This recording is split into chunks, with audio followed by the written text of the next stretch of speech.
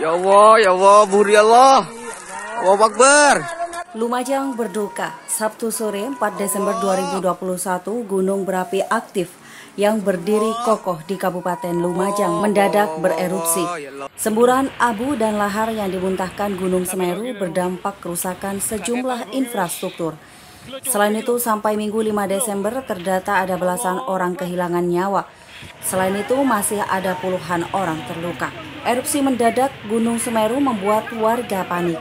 Dari informasi yang dihimpun Tada.TV, erupsi Gunung Semeru terjadi sekira pukul 3 sore. Sebelum memuntahkan wedus gembel, terdengar suara gemuruh yang cukup kuat dari kawah gunung setinggi 3.676 meter di atas permukaan laut itu. Tak lama kemudian, kawah Gunung Semeru memuntahkan kepulan awan panas yang mengarah ke Dusun Curah Kobokan, Desa Supit Urang, Kecamatan Projo Niwo.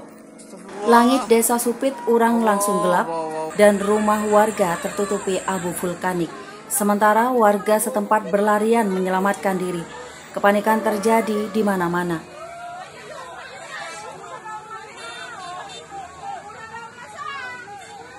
Selain bangunan rusak, BPBD juga merilis data sementara warga yang menjadi korban, yakni 183 orang, dengan rincian 14 orang meninggal dunia, 69 orang luka berat, dan kurang lebih 100 orang luka ringan hingga sedang.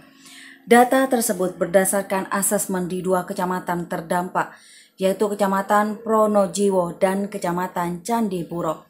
Berdasar pendataan BPBD Kabupaten Lumajang sampai Minggu sore 5 Desember, terdapat 13 fasilitas umum yang rusak terdampak erupsi Gunung Semeru, meliputi jembatan, sarana pendidikan, dan masjid.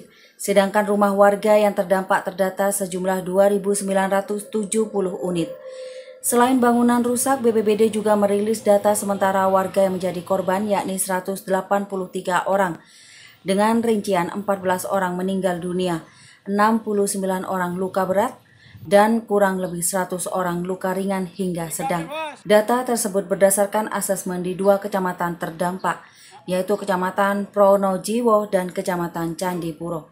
Kepala Desa Sumberwulu Kecamatan Candipuro Mahmudi mengatakan, guguran awan panas paling besar terjadi di Dusun Renteng atau yang dikenal Kampung Renteng, serta Dusun Kamar Kajang. Kampung tersebut sudah dikunjungi langsung oleh Gubernur Jawa Timur Khofifah Indar Parawansa pada Minggu siang 5 Desember. Kepada petugas evakuasi, Gubernur Khofifah menyarankan untuk terus melakukan pencarian, perawatan, dan pelayanan kepada masyarakat yang sakit ataupun sehat. Mahmudi menyampaikan relawan dan Basarnas masih melakukan identifikasi dan mengevakuasi orang dan barang yang bisa diselamatkan. Dalam evakuasi itu, relawan dan Basarnas menemukan 2 orang meninggal tertimbun abu vulkanik.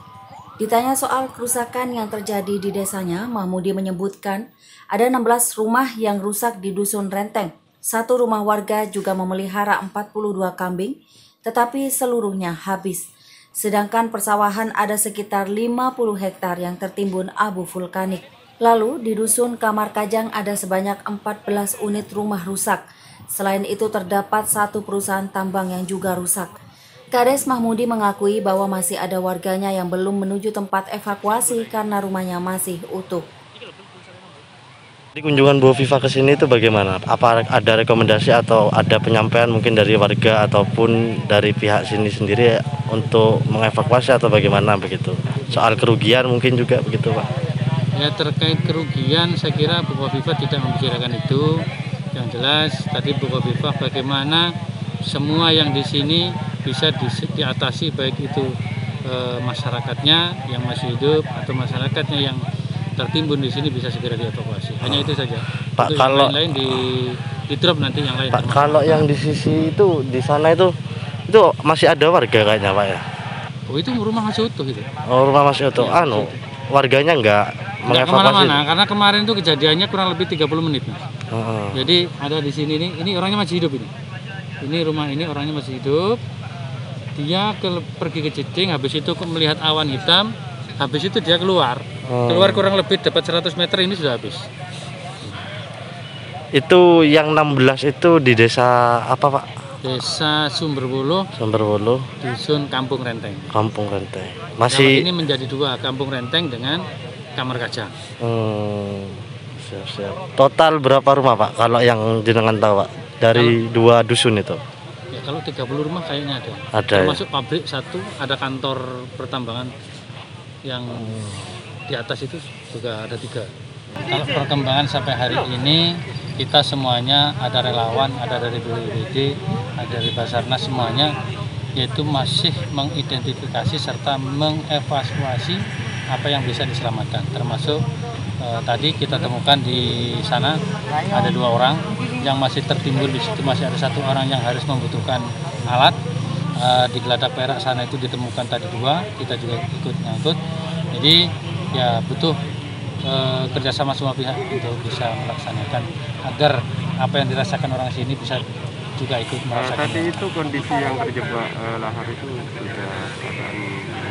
sudah meninggal, ada yang masih hidup, ada yang meninggal, ada yang terjebak di dalam rumah, ada yang sudah terbawa arus. Itu kalau yang di sebelah selatan sana, ada pohon sengon-sengon yang roboh itu, yang sebelah selatan itu utuh, nggak kena apa-apa. Kondisi masih. Pak, kalau total kerusakan ini kira-kira berapa kerugiannya Pak setiap rumah ini Pak? Kalau rumah ini ada 16 rumah. 16 rumah. Ya, rumah ini aja kemungkinan kalau yang rumah ini aja di belakangnya itu ada kambing itu kurang lebih 42 ekor. Habis. Ternak ya? Tertimbun sudah. Ini dusun apa Pak? Ini dusun Kampung Renteng. Pak, kalau daerah persawahan yang rusak juga berapa Pak? Wah, ini banyak ini kan persawahan yang bawah sana. Ya, mungkin ada kalau 40 sampai 50 hektar. Lahar erupsi Semeru ini apakah terbesar atau sepanjang yang terjadi tahun lalu di Curah Koboan, saya kira ini yang lebih besar. Karena luapan dari sana itu meluap sampai ke sini yang kurang lebih jauhnya ya kalau 10 km aja ke Curah Koboan.